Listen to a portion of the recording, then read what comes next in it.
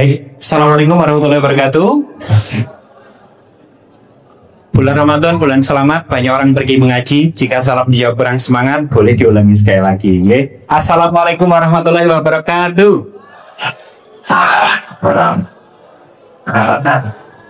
Selamat pagi dan salam sejahtera bagi kita semuanya, khususnya yang beragama lain. Ada Bapak Ibu? Oh, enggak ada. Islam semuanya. Alhamdulillahirrahmanirrahim. Baik, kepada yang terhormat ini ya, dari seluruh pengurus Civitas Akademika SD Al-Hikmah, Bapak Ibu calon yang insya Allah itu akan menjadi wali siswa ya Pak ya, wali murid dari SD Al-Hikmah Surabaya. Nanti insya Allah kita nggak begitu lama ya, kita selesai pukul 3 sore. Siap? Siap? Sanggup? Saya juga tidak sanggup Bapak Ibu ya. Soalnya saya jadwal syuting dan pemotretan di tempat yang lain nanti. Baik, Bapak dan Ibu sekalian, ada yang pernah ketemu dengan saya sebelumnya? Oh iya, Ibu ketemu di mana, Bu? Oh, masa sih? Berarti saya masih muda ya, karena orang tuanya juga masih SD nih anak-anaknya ya. Oke, biasanya kalau belum pernah ketemu dengan saya, di rumah ada TV kan, Bu? Nggak pernah nonton TV? Biasanya ada di acara patroli atau 86 gitu loh biasanya ya. Baik, kenalkan nama saya Adri Sianto, panggilannya Adri. Nama itu adalah doa, nama anak, cita-cita orang tuanya. Nggak mungkin ada orang tua yang memberikan nama yang buruk untuk putra-putrinya. Pak Farudin namanya siapa Pak? Fasuduma. Oh iya, arti namanya apa Pak? Bagus sekali, tepuk tangan yang meriah Bapak Ibu, luar biasa. Saya jarang mendapatkan arti nama sebagus ini. Apa Pak tadi Pak? Salah dewe ngilung ngarep ya. Oke, Pak Farudin, arti namanya apa? Saya kurang tahu juga. Oh, jadi Farudin itu arti namanya saya kurang tahu Bapak Ibu sekalian ya. Luar biasa. Oke, matur suwun. Ini salah satu nama yang sangat luar biasa ya Mas ya. Salah satu nama Ketua PP Muhammadiyah kalau nggak salah ya. Ya dengan cucu, saudara, atau bagaimana? Oh enggak ya. Jadi nama saya itu Adri Sianto, ADRI. Saya tanya sama ibu saya karena saya pengen tahu obsesi besar beliau kepada saya. Adri itu apakah Angkatan Darat Republik Indonesia? Ternyata bukan. Saya kira beliau itu menjadi obsesi saya menjadi anggota TNI gitu. Bukan. Adri itu bahasa Jawa, Bu. A-nya itu ojo, D-nya itu dadi, R-nya itu repote, I-nya itu ibu. Kalau disingkat berarti ojo dadi repote ibu. Yang tidak paham bahasa Jawa, ojo dadi repote ibu artinya adalah anakku ganteng sekali. Nah itu ya Bapak. Artinya adalah jangan pernah merepotkan ibu. Alhamdulillah saya jarang merepotkan ibu. Merepotkan bapak sering, itu aja ya. Saya sudah menikah, anak saya 3. Yang pertama SMA, yang kedua SMP, yang ketiga adalah SD. Kalau diketahui anaknya malah ketok towek ya. Mas Farudin aja itu usia putranya masih kelas 2. Baru kemudian 1 ya. Baru masuk di sini. Sudah daftar di sini kan Mas? Sudah. Oh sudah. Aman Pak, sudah 1 terisi Pak. Oke, saya pengen tanya kepada Bapak Ibu, ada yang pernah makan bangku sekolahan? Yang pernah sekolah, siapa yang pernah mengalami seperti ini? Ada guru masuk ke dalam kelas yang cara mengajar guru ini tidak kita sukai. Saat beliau masuk ke dalam kelas, pikiran kita ngomong seperti ini. Aduh, pernah? Sering apa selalu? Selalu. Lah SMA mana jenengan kok selalu ini loh? Nggak usah dijawab. Seandainya Anda ngomong, aduh wong iki, Anda akan mengikuti kelasnya dengan semangat apa tidak? Yang depan pasti mulai seperti ini kan? Yang belakang udah mulai ngobrol sama teman-temannya. Kucing kamu leres sesarapan normal ya, mungkin gitu lah ya. Ada cara nanya, namanya count of learning. Bagaimanakah dalam sebuah forum ada orang ngomong di depan publik seperti saya, ada orang yang menjadi peserta seperti Bapak Ibu, materi yang disampaikan bisa diingat dalam waktu yang lama. Jika Bapak Ibu ya kan masih sekolah S2 ataupun S3 ya kan, ilmu ini nanti dipraktekkan pada waktu UTS tidak perlu belajar. Karena UTS adalah ujian tidak serius, Bu ya. UAS adalah ujian agak serius. Nah, karena materinya masih diingat dalam waktu yang lama. Caranya bagaimana? Simpel Bapak Ibu sekalian. Buka loop Bapak Ibu. Caranya, boleh saya minta Bapak Ibu mencari pasangan sebelah kanan atau kiri terlebih dahulu. Berpasangan. Pak Farudin sama siapa? Ya sama beliau lah, masa sama yang lain ya. Oke, Bapak sama belakangnya ya Bapak ya. Oke, Bapak sama sebelahnya. Oke, kalau sudah berpasangan, bisakah sekarang saya meminta jenengan berhadapan-hadapan dengan pasangannya? Oke. Berhadapan-hadapan, Pak. Berhadapan-hadapan. Ini kok kelihatannya iki sopo sih? Aku kok orang tahu. Nah, oke. Berhadapan-hadapan. Oke, berhadapan-hadapan. Sudah? Sudah? Nah, kalau gini kan kenalan akhirnya. Tejo, Joko, ya kan? Kan gitu. Oke, sudah berhadapan-hadapan. Kalau sudah berhadapan-hadapan, saya minta Bapak Ibu sekarang silakan tangannya saling berpegangan. Ya. Ngapunten Bapak Ibu, mohon maaf. Yang namanya berpegangan tuh bukan satu tangan. Karena satu tangan itu bersalaman, berpegangan tuh dua tangan. Nah, yuk, nah, gitu loh. Ya, Mas Farudin ngapunten, jempolnya jangan digerak-gerakin. Masa diginikan loh jempolnya ini. Wah, nek bojone sampean yo ora apa-apa toh. Oke, sudah berpegangan, sudah. Silakan sekarang matanya saling berpandangan. Ya. Dalam salah satu jurnal psikologi yang saya baca, ada penelitian seperti ini, Bapak Ibu. Orang yang tidak memiliki rasa mampu memandang lama orang yang berada di depannya. Kalau Anda tidak mampu memandang lama orang yang berada di depan Anda, berarti Anda punya rasa, ya. Mas Farudin loh, lihat beliau kok malu-malu loh ya, dengan saya itu. Oke, sudah? Silakan sekarang shoot, cari yang menang, cari yang kalah. Shoot. Ya. Saya tadi diberitahu ibu kepala sekolah, Mas Adri ini calon wali murid, semuanya Gen Z. Tapi kok saya nggak yakin ya? Lah sudah ngene loh. Gen Z kan gini biasanya. Oh iya. Lagi Leon. Oh nggak ngerti. Oke, tepuk tangan yang meriah Bapak Ibu semuanya. Silakan hadap ke sini kembali ya. Kenapa kok saya ajak bermain terlebih dahulu? Di dalam otak kita ada bagian namanya loop. Namanya apa Bapak Ibu? Loop akan terbuka kalau orang itu merasa nyaman. Indikasi nyaman yaitu bersikap netral, tersenyum, tertawa, terbahak. Apa fungsinya loop itu nanti terbuka? Doktrin, hikmah, materi, informasi yang kita sampaikan kepada orang lain akan lebih mudah diserap oleh otak kita. Pertanyaannya adalah, makanya pada waktu kita dulu sekolah, kuliah, dosen, guru yang menjelaskan dengan cara yang menyenangkan. Yang kita ingat bukan hanya gurunya, tapi juga pelajarannya, betul? Sekarang pertanyaannya, Bapak Ibu di rumah ketika membersamai putra dan putrinya atau membersamai suaminya, ya kan? Itu seringkali memberikan arahan, instruksi dalam kondisi loop mereka terbuka atau tertutup. Tertutup, ya betul. Jujur sekali ya jenengan ya Ibu ya. Aduh. Coba bayangkan kalau loopnya itu tertutup atau terbuka. Bedanya di mana? Contohnya seperti ini. Pernah enggak Anda, suami istri, pulang terlambat datang ke rumah? Sering ya Mas ya. Wajah tidak bisa bohong Mas Farudin ya. Oke, sekarang pertanyaannya seperti ini. Jika ada seorang anak pulang terlambat datang ke rumah, dia bahagia atau takut? Takut diapain? Dimarahin.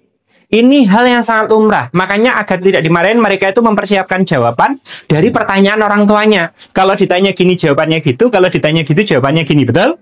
Betul. Ini contoh seorang cewek pulang terlambat datang ke rumah, buka pintunya cepat atau pelan? Pelan. Harapannya orang tuanya sudah tidur. Lah kok dilalah kersane Allah, bapak ibu sudah berada di ruang tamu. Bingung anaknya. Makanya dia sudah bersiap-siap, pasang kuda-kuda untuk memberikan jawaban, tapi ternyata ibunya memberikan respon yang berbeda. Ya Allah, Mbak, papa kamu sampai sholat 27 rakaat loh. Itu. Setelah kondisi selesai, ibunya ternyata memberikan cerita yang sangat sederhana. Mandi, ganti baju, istirahat, tidur. Anaknya bingung. Kok gak dimarahin? Biasanya dikasih nasihat terlebih dahulu. Kesambet apa orang tuaku? Kan gitu. Walah, ternyata orang tua aku baru saja ikut kegiatan parenting di SDA 5. Enggak. Tapi mohon maaf, setelah anaknya tidur, lalu kemudian nyaman, bangun pagi, ibadah, sarapan, bapak ibunya itu baru saja datang. Lalu ngobrol, Mbak, kemarin kamu itu dari mana saja? Ya Allah, papa mama sampai khawatir, ya kan? Aduh, Ma, mohon maaf, sepeda motorku rusak. Apanya? Setirnya lepas. Kenapa ucul lah, banyak lah alasannya. Baru ibunya bilang, Mbak, tolong nanti kalau kamu pulang terlambat lagi, jangan bikin papa mama khawatir. Kalau Mbak nggak sempet WA mama, kan Mbak bisa DM mama di Instagram, ya kan? Kalau Mbak nggak bisa melakukan itu, ya kamu bisa bikin Insta Story, foto setir motor lepas, ya kan? Knalpotnya hilang, lalu tag mama sama papa, biar kami semuanya itu tahu. Kalau kamu malu melihat teman-teman kamu, melihat kamu itu nge-tag semuanya, ya udah Mbak, masukkan kami semuanya ke dalam close friendmu. Pertanyaannya satu, seandainya dimarahi di malam hari sama dinasehati di pagi hari, lebih mudah diterima yang mana? Di pagi hari. Kenapa? Karena otaknya tidak defensif, loopnya itu terbuka. Makanya dia itu bisa menerima dengan Mudah. Sekali lagi saya kasih pertanyaan kepada Bapak Ibu, ketika membersamai putra-putrinya, sering memberikan informasi, nasihat dalam kondisi terbuka atau tertutup? Wah, luar biasa. Ini contoh tauladan yang baik, Bapak Ibu sekalian. Makanya mohon maaf, seringkali kita itu memberikan kondisi, konfirmasi itu ketika mereka itu tertutup. Contoh lah ya, ibu masuk ke kamarnya anak-anak. Padahal ini waktunya sholat subuh, dia itu masih, ya mungkin gitu. Kamarnya berantakan, pernah? Gelas masih ada di sana, pernah? Mie goreng kemarin malam piringnya juga masih ada, pernah? Ketika dia bangun, yang Bapak Ibu lakukan adalah menyuruh bangun atau menyuruh memberesin? Rata-rata, beresin. Ya Allah, mbak gelas piring. Mungkin kan gitu kan ya? Sampai mana tadi? Saya lupa Bapak Ibu. Iya, mie goreng. Makanya mohon maaf, itu kondisinya itu loh ya, loopnya itu masih tertutup. Tapi kemudian Bapak Ibu memberikan nasihat, gambaran jadi anak harus seperti ini. Masuk apa tidak? Enggak. Itu sebelum masuk telinga kanan Bapak Ibu sekalian. Sudah balik kanan karena ada demo Bapak Ibu sekalian. Itu yang akan terjadi. Makanya bikin mereka nyaman terlebih dahulu kepada kita, maka nasihat akan lebih mudah didengarkan. Tadi saya ajak Bapak Ibu bermain biar materinya itu bisa diterima dengan baik. Oke, terima kasih. Materinya sudah selesai Bapak Ibu sekalian. Semoga bisa memberikan manfaat. Oke, langsung aja. Sekarang menjadi pertanyaan, saya minta nanti beberapa peserta yang ada di sini, baik Bapak Ibu, itu boleh ikut serta dalam kegiatan ini. Kira-kira tantangan anak-anak itu di masa yang akan datang, tantangan orang tua di masa yang akan datang itu bagaimana Bapak Ibu? Tolong dijawab saja, benar salah tidak menentukan masuk surga dan neraka Bapak Ibu sekalian. Ini juga tidak ada di dalam pertanyaan kubur. Kira-kira seperti apa? Pergaulannya seperti apa Pak? Takut ketemu dengan yang benar. Emangnya Bapak selama ini ketemu yang benar? Takut ketemu dengan yang benar. Oke, pergaulan ya, pergaulannya bebas, boleh. Saya juga heran kadang-kadang. Dulu itu kita itu menyatakan yang namanya kesalahan aja itu berat. Sekarang di podcast itu loh Bapak Ibu sekalian. Mereka itu bahkan dengan yakin dan bangga. Gue dipakai sama dia. Coba bayangkan. Kalau seandainya anak-anak sekarang melihat seperti itu. Oh boleh ya. Seperti itu. Karena apa? Standarnya mereka adalah standar medsos. Luar biasa. Ini levelnya sudah torikot Bapak Ibu sekalian. Oke. Ada yang lain? Perwakilan dari ibu-ibu. Mungkin madhabnya mak-mak berbeda sama bapak-bapak. Teknologinya kenapa Bu?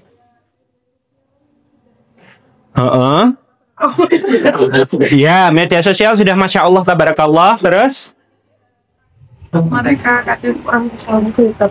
Oke, takut mereka tidak bisa memfilter. Boleh. Sekarang pertanyaannya, kalau dengan teknologi itu anak-anak boleh nggak disterilisasi?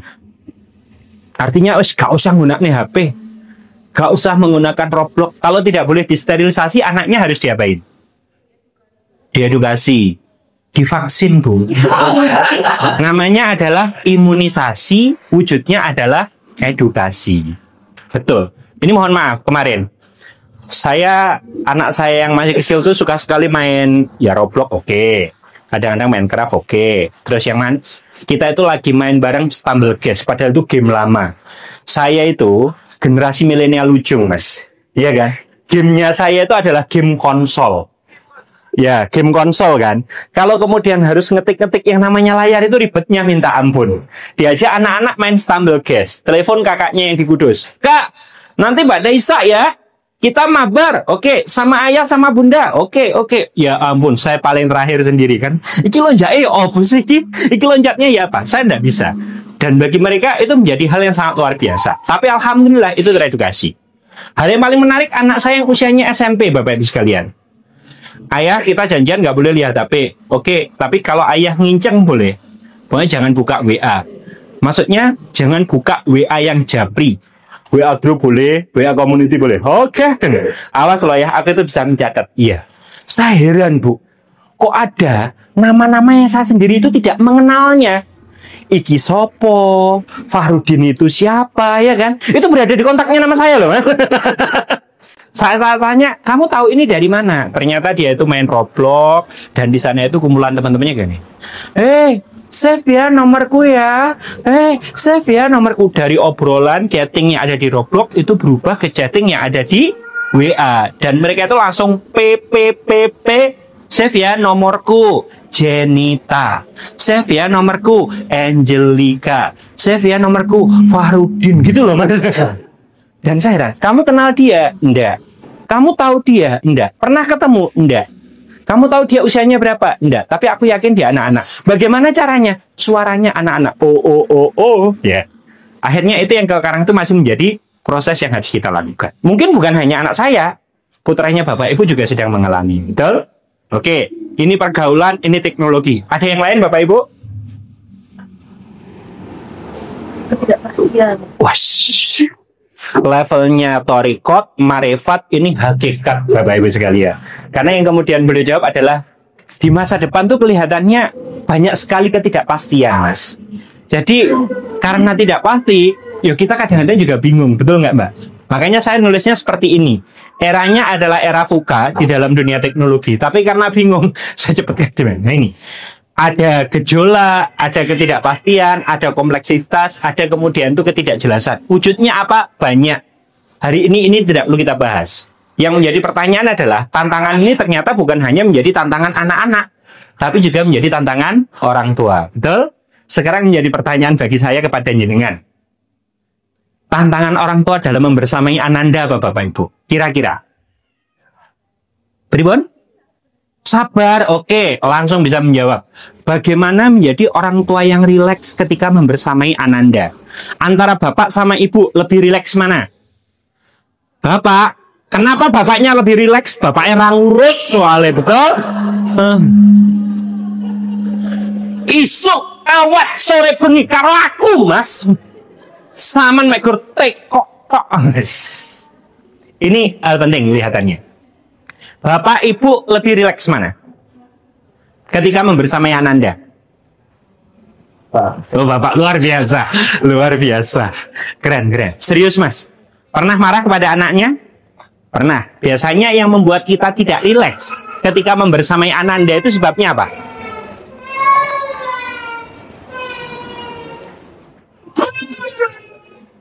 Biasanya Bu, ya, berantem. Wah, ini luar biasa. Perang darah antar saudara, Bapak Ibu sekalian. Oke, berantem. Tapi itu wajar nggak sih, Bu? Wajar. Terus kenapa kok menjadi tidak rileks? Ada masalah yang terlalu kompleks yang jadi tidak mau saling. Oke. Mas, faktornya itu anak berantem itu menjadi stimulus bagi saya. Karena saya itu juga punya masalah sendiri, Mas, yang tidak bisa diselesaikan, ya kan? Entah, ya kan? Lah kok ini kemudian tuh pemicunya muncul, tambah tadi, betul? Betul. Oke. Ada lagi enggak biasanya yang membuat orang tua tidak rileks ketika membersamai Ananda? Pengalaman Bapak Ibu aja. Apa, Mbak? Oke, tidak sesuai dengan ekspektasi kita. Jenengan punya ekspektasi seperti ini, realitanya kok kayak gini. Mbok yo, ya kan? Kamu itu kayak Anggun, anaknya Tante Upi itu loh. Dia jam 2 udah bangun, ya kan? Apa ya? Sholat tahajud, sholat hajat, sholat istiqoroh, ya. Ini jam 5 masih tidur. Nah, ini poinnya.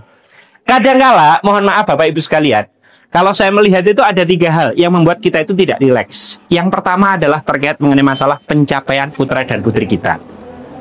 Berita baik yang kita dapatkan dari orang lain itu tidak menjadi inspirasi, tapi menjadi intimidasi. Loh kok iso yo? Kok iso? Lah anakku ngono. Ini yang paling repot. Pernah. Apalagi kok bisa hafal 31 juz, ya kan? Ya ampun. Anakku anak bolak balik, ya kan? Ketemu Aljin juga sama. Oke, terkait mengenai masalah pencapaian. Loh itu kok yang bisa ikut Olimpiade nasional loh. Awakmu RT aja kemarin kalah, ya mungkin itu. Terus yang paling menarik adalah pencapaian. Yang kedua, seperti yang diungkapkan, antara ekspektasi dengan realita itu tidak sama. Yang ketiga, biasanya ketika Bapak Ibu punya permasalahan sendiri, Bapak Ibu itu tidak bisa mengkontrol dengan baik, akhirnya tidak rileks. Mohon maaf, contoh, bapak-bapak sama ibu-ibu kalau membersamai anaknya itu lebih mudah mana? Mbak, kalau nggak mau kasihkan saya aja enggak apa-apa. Bapak-bapak, ini pentingnya ya. Poin pentingnya adalah ketika saya dulu merasa bahwa kewajiban saya itu hanya memenuhi nafkah dan anak-anak itu tanggung jawab emaknya untuk memberikan pendidikan dan sebagainya, saya itu merasa tidak rileks ketika membersamai anak-anak, apalagi ketika ibunya minta tolong kepada saya untuk melaksanakan urusannya. Ya, tolong dong mandikan anaknya. Oke. Ayo dek, mandi dek. Dek, 5 menit gak mandi-mandi. Akhirnya yang mandikan, loh, belum mandi belum. Astagfirullah ya. Yaudah kamu goreng tempe. Dan istri saya itu simple melakukannya itu. Itkon, iya bunda. Bunda mau ngajak kamu lomba main air. Mau bunda. Kalau main air paling mudah pakai baju atau tidak pakai baju? Tidak pakai baju. Di ruang tamu atau di kamar mandi? Di kamar mandi. Kamu siap? Siap. Ayah sama bunda akan mencoba menghitung 1 sampai 2. Ya kan? Nanti hitungan ketiga yang sampai kamar mandi duluan dia menang. 1. Udah bluk. Nggak sampai 3 menit. Dan istri saya menekankan kepada saya, makanya toh ya apa? Sinahum. Aku langsung. Suatu ketika banyak aktivitas yang harus dilakukan, istri saya kemudian minta tolong. Ya, apa? Anaknya disuruh maaf. Ya. Kak Farisa makan. Kak Farisa, ayo makan yuk. Hampir 5 menit nggak bisa. Saya kasihkan pada istri saya. Oke. Fa, ya bun, maam sendiri apa didulang? Dulang bunda. Nggak sampai 5 menit habis. Dan dia bilang, jangan kamu tanyai makan apa enggak. Jawabannya anak-anak, enggak. Pilih jawaban yang semuanya ya. Makan sendiri atau didulang. Mau telur atau mau ayam. Kan gitu. Aduh, ya apa? Sinau makanya. Nah, semenjak saat itu saya melihat istri saya kok bisa lebih rileks ya ketika membersamai anak-anak. Sedangkan saya itu kok gampangan emosi ya. Yang membuat anak-anak saya itu tertutup. Pernah suatu ketika karena saya itu ya kerjaannya itu keluar, pada waktu pulang kadang-kadang kondisi rumah tidak seperti yang saya harapkan, maka yang sering muncul di dalam pikiran saya adalah muntah. Betul? Ya ampun kak, ya Allah dek. Istri saya ngomong, kalau pulang masuk ke kamar, taruh tasnya, pelukan aku sih, mandio, ya kan? Terus kemudian sapa anak-anakmu dengan baik. Terus baru kalau marah setelah 15 menit mereka itu bahagia sama kamu. Kenapa? Jangan sampai setiap kamu pulang, kamu marah, anak-anaknya itu mikir. Quality control pulang ini repotin. Kenapa enggak ini terjadi pada kita? Bapak ibu ke mall mungkin ya, kondisi rumah ternyata iya enggak ya. Kenapa? Sudah diberesin sama ART saya bapak ibu sekalian. Ini kondisinya. Ya itu mungkin kemudian yang akan terjadi. Jadi mohon maaf, orang tua itu punya problemnya sendiri. Orang tua punya tantangannya sendiri. Khususnya adalah dalam membuat dirinya itu rileks ketika membersamai putra dan putrinya. Yang menjadi masalah adalah ketika orang tua itu sudah menyadari bahwa dia itu tidak rileks, makanya dia itu harus meningkatkan yang namanya kompetensi dia, betul? Kapasiti dia, betul. Nah, sekarang yang menjadi permasalahan adalah menjadi orang tua itu ada sekolahnya apa tidak, Bapak Ibu sekalian? Ada kursusnya? Enggak. Makanya yang kemudian menjadi perhatian adalah kalau kita sekarang masih belajar, makanya kan kita perlu partner. Alhamdulillah hari ini Anda mendapatkan partner yang bagus. SD Al-Hikmah Surabaya. Salaman cek. Iya, ngomong kalau gue masuk. Nah, itu poinnya. Makanya kalau seandainya suami, istri atau keluarga besar itu kelihatannya mengalami tantangan yang sangat luar biasa dan secara kapasiti kita itu tidak bisa memenuhinya, maka mau tidak mau kita kan harus mencari pihak ketiga. Vendor, partner. Dan hari ini kelihatannya salah satu vendor itu sudah ada. Betul Bapak Ibu? Betul ya. SD Al-Hikmah. Oke, lanjut. Nanti kita langsung simulasi. Loh, mana Pak? Sekarang menjadi pertanyaan lagi adalah, jika itu adalah tantangan untuk orang tua, yaitu membuat rileks. Sekarang tantangan anak untuk masa depannya. Saya mau kasih clear, tantangan anak untuk masa depannya adalah ini Bapak Ibu sekalian. Apa itu? Akil balik pada waktunya. Sekarang menjadi pertanyaan. Yang namanya akil balik itu apa Bapak Ibu? Akil itu berkembangnya akal. Oke, kedewaan secara biologis. Oke, ada nggak anak-anak yang sudah bisa bikin anak? Ada. Usia 10 tahun bisa bikin anak ada? Ada. Sekarang kalau usia 10 tahun bikin anak, secara akalnya dia mampu nggak? Belum mampu. Oke, balik duluan, tapi secara akalnya belum. Lalu kira-kira akal balik itu berapa usianya? Contoh, Bapak Ibu yang sudah punya usia, anak-anak seperti Mas Farudin, ada yang punya anak sudah haid? Belum? Oke. Kira-kira anak-anak sekarang haid usia berapa? 5? Berapa? Beda-beda, iya. Paling rendah. Ada enggak usia 7 udah haid? Ada? Ada. Gizi yang terlalu bagus, stimulus yang tiap hari itu terlalu over, betul? Akhirnya dia itu bisa dewasa terlalu cepat. Sekarang menjadi pertanyaan, mohon maaf. Jika anak usia 7, 8, 9, 10 tahun itu udah balik, bisa enggak dia itu memegang beban syariat untuk menjalankan agama ini? Kira-kira? Nah, berarti kalau ternyata orang yang kemudian sudah haid, sudah mimpi basah, dia dihukumi dosa enggak, Bu, kalau dia melakukan kesalahan? Loh, berarti kalau kemudian dia bersalah, lalu kemudian sudah diberikan beban syariat ketika usianya 8, betul? Lah, kalau akalnya belum bagaimana, Bu? Gimana? Siapa yang maintain, Bu? Malaikatnya, ya kan? Wah, ini kelihatannya menarik ini. Oh, masih 8 tahun. Oke. Jadi hampir sebagian besar jumhur ulama itu mulai menjelaskan yang dimaksud akil balik, anak-anak itu siap menerima beban syariat, itu adalah ketika usia mereka itu 15 tahun.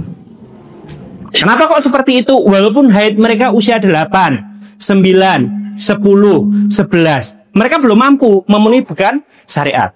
Terus yang menjadi permasalahan adalah tatkala mereka itu mukallaf, mereka itu sebenarnya bukan menjadi anak kita. Kita hanya akan memiliki anak kita usianya itu selama 15 tahun.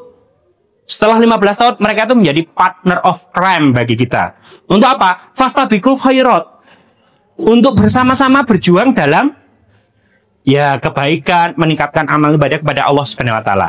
Yang menjadi pertanyaan adalah, kalau memang kita hanya akan menjadi orang tua bagi mereka 0 sampai 15 tahun, apa yang akan kita lakukan agar mereka itu bisa terstimulus akil balik pada waktunya?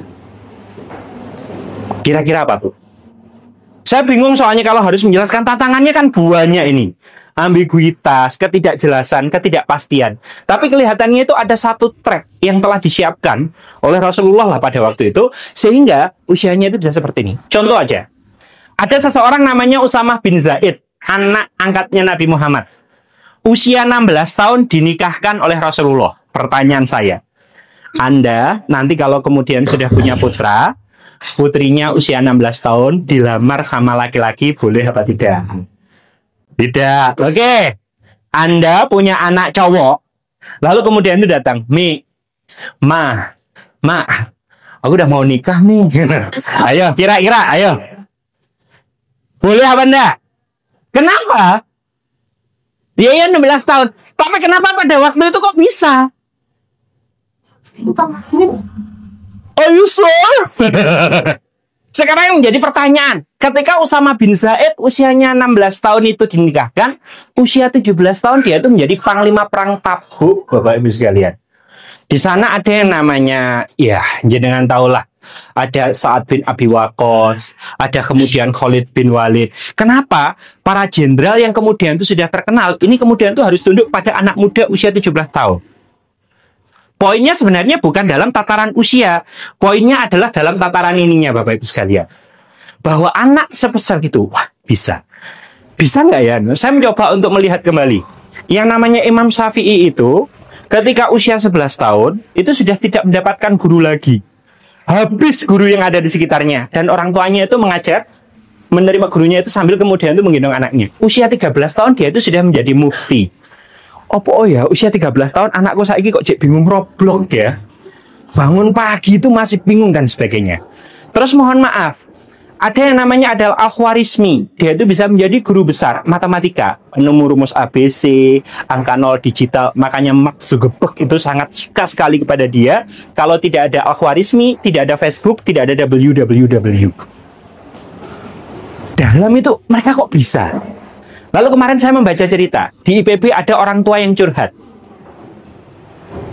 Anak saya sudah saya kasih kos kamar mandi dalam loh, AC, kendaraan juga ada. Kok bisa anak saya di DO, Pak?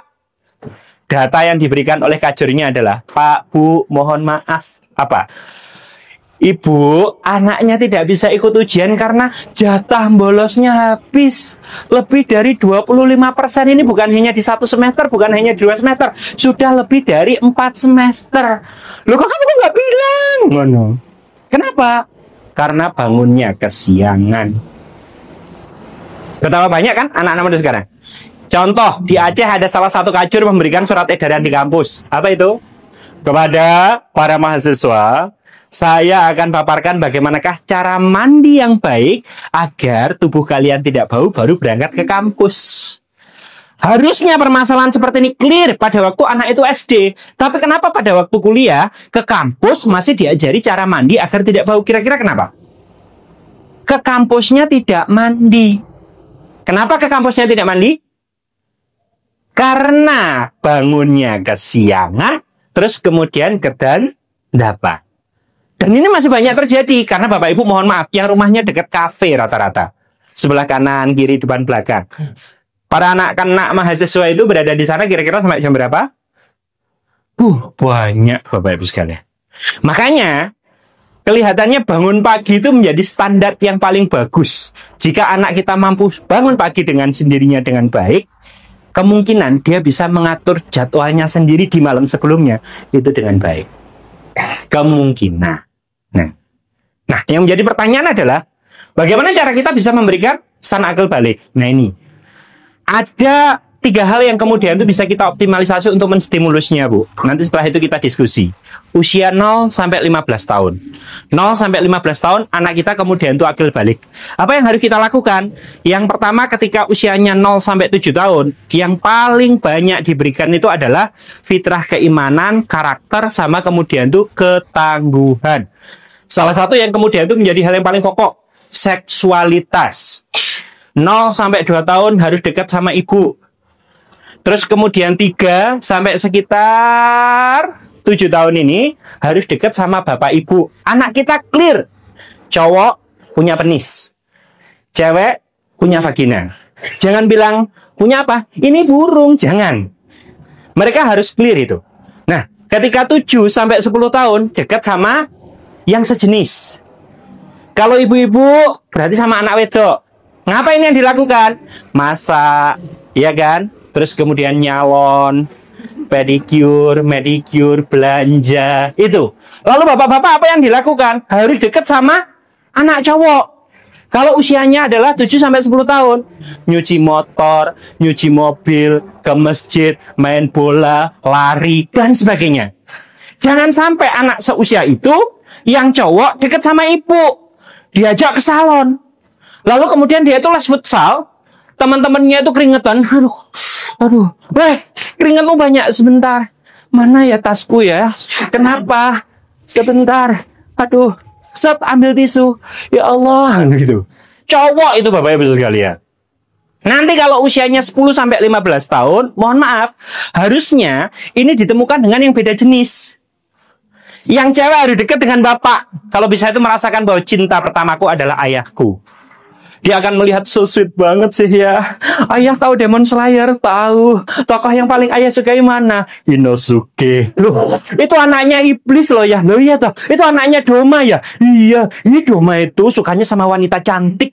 Makanya Akasa itu nggak suka sama dia ya. Wes pokoknya banyak dan sebagainya. Enak diajak ngobrol, nyambung. Mau ngomong anime oke. Kayak tadi anak saya tanya, ya apa? Kok ada demo? Kenapa? Karena DPR gajinya 100 juta satu hari ya. Enak banget. Kalau DPR gajinya 100 juta satu hari, ayah kenapa nggak jadi anggota DPR ya? Ya gitu pakai gambarannya. Coba bayangkan kalau anak wedok deket sama ayahnya. Suatu ketika di tanggal 14 Februari, ada seorang cowok ganteng. Kayak Yunho di Love Scott, drama itu Bapak Ibu sekalian. Lalu kemudian dia itu datang kepada ceweknya, kasih silver queen, kasih yang namanya bunga, kasih coklat. Happy Valentine for you. Wiss. Dan Anda tahu respon dari anaknya? Hah? Silver queen? bunga, coklat. Bapakku ya, kasih ATM jangan. Tidak ada yang kemudian itu mudah jatuh cinta, Bapak Ibu sekalian, karena semua tangki cintanya dipenuhi oleh ayahnya. Bagaimana dengan kemudian yang ibu-ibu, itu harus dekat sama anak cowok, biar anak cowok mampu dan bisa bersikap dengan seorang wanita. Mohon maaf, agar tidak mau kondo di masa kedepannya. Itu loh Bapak Ibu sekalian. Karena faktornya di sini, ketidakberadaan orang tua ketika membersamai anaknya di antara 0 sampai 15 tahun pasti akan berpengaruh terkait fitrah seksualitasnya. Makanya lihat Nabi Muhammad, mulai dari lahir jebret sampai kemudian usia 15 tahun, ayah ibunya masih tetap ada. Bapak ibunya nggak ada kakek neneknya. Kakek nenek nggak ada paman sama bibinya. Itu poin penting. Jadi fitrah iman, karakter, biar mereka itu nanti punya challenging menghadapi kehidupan dunia. Dan di momen ini harusnya mereka itu benar-benar merasa agama yang saat ini mereka anut menjadi agama yang sangat luar biasa. Islam itu keren, Nabi Muhammad itu wow, Gusti Allah itu amazing banget. Itu ditanamkan di sini. Nah, muncul usia 7 sampai 10 tahun. Mulai muncul yang namanya otak di sini mulai berkembang, namanya adalah PFC. Apa Bapak Ibu? Bukan PVC ya. PVC itu apa? PVC pipa. PFC, prefrontal cortex. Ini bahasa Arabnya Nasya. Kalau di sini itu adalah seorang dirijen orkestra, dia itu dirijennya. Kalau ada sebuah perusahaan, dia itu adalah CEO-nya. Pusat dari otak kita itu sebenarnya berada di PFC ini, mengatur logika dan sebagainya. Makanya anak kita itu mulai muncul, sering bertanya kepada kita, walaupun di masa sebelumnya dia sudah bertanya. Dan harusnya fitrah belajarnya mulai muncul. Tapi yang menjadi pertanyaan adalah, kadang-kadang fitrah belajar ini akan hilang ketika Bapak Ibu menjadi Google bagi putra-putrinya. Bun, kenapa sih bulan itu kok bercahaya? Nak, aku jelaskan ya menurut kamu. Dibuka layar ini. Jadi kenapa bulan itu bercahaya? Ya kan? Dijelaskan di sana ada matahari anak-anakku semuanya. Akhirnya anak Bu, Pak, tidak masalah kita itu menjelaskan kepada putra-putri kita. Tapi akan menjadi luar biasa kalau mereka itu bisa menemukan cara tersendiri untuk menemukan jawabannya. Dengan cara bagaimana? Tanya. Ya, kenapa sih kok goreng telur itu harus pakai garam? Memangnya kenapa kalau nggak pakai garam? Kalau nggak dikasih garam gimana? Wah, gimana ya? Ayo kita coba. Oke. Kalau pakai gula gimana? Ayo kita coba. Oke, berarti harus pakai garam karena itu bikin gurih. Garam itu asalnya dari mana ya? Dari mana ya garam ya? Oke, sebentar. Aku punya buku. Apa? Aku ingin tahu mengapa. Oh, garam itu dari air laut. Lalu kemudian digitukan. Iya. Setelah ini menjadi bahan obrolan beberapa hari, istri saya itu habis ngisi dari Sidoarjo, pulang, naik Grab, lalu kemudian ganti baju. Ngapain? Ganti baju. Saya diajak mer terus, notok jedok Gunung Anyar belok kiri, stop. Lalu kemudian ke selatan lagi, timurnya Bandara Juanda. Mobil berhenti, Farisa turun, Itkon turun. Farisa kaget. Apa itu? Kok kayak gemerlap seperti itu? Coba kamu turun. Dia turun. Lalu kemudian, ini garam. Sumpah coba. Iya garam. Tapi garamnya kok nggak kayak di rumah. Garam di rumah halus, di sana garamnya masih kasar. Tapi ini garam. Gimana cara bikinnya? Ayah nggak tahu. Ada warung di sini. Bu, di sini ada petani garamnya. Bapak coba ke timur, karena ke barat sudah menjadi kitab suci. Di sana itu ada yang namanya kayak apa itu namanya gubuk. Ada orang-orang petani garam di sana. Kita itu berjalan, Bu, hampir 2 kilo. Ketemu gubuknya, lalu kemudian, Bu, mohon maaf, anak saya pengen. Langsung belajar semuanya. Harusnya kita kan seperti itu. Aduh Mas, tapi mohon maaf. Jadwal syuting pemotretanku padat banget, Mas. Aku tak punya waktu untuk memenuhi kebutuhan itu. Makanya pasrahkan sama SDA Hikmah.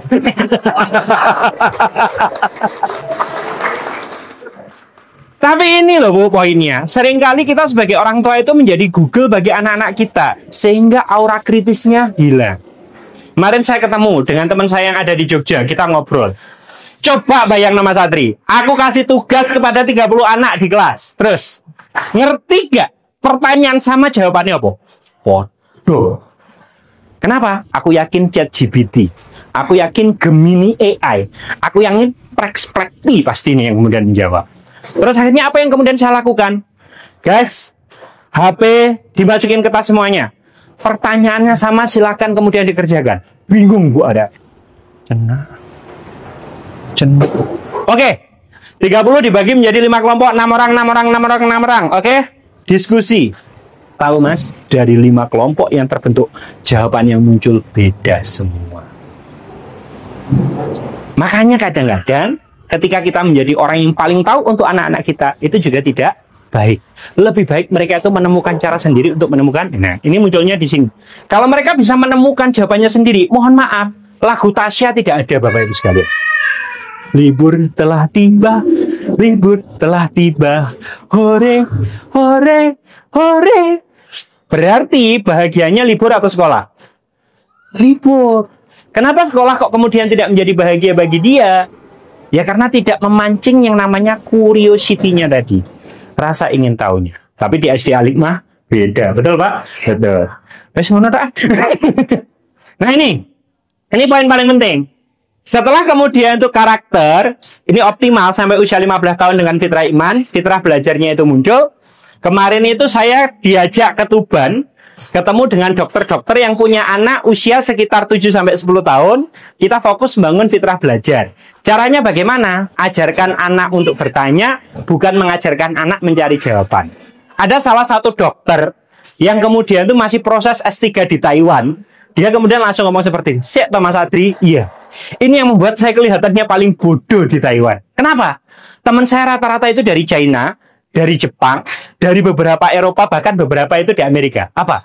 Untuk proses S3, itu sebenarnya meyakinkan ini benar apa salah kan?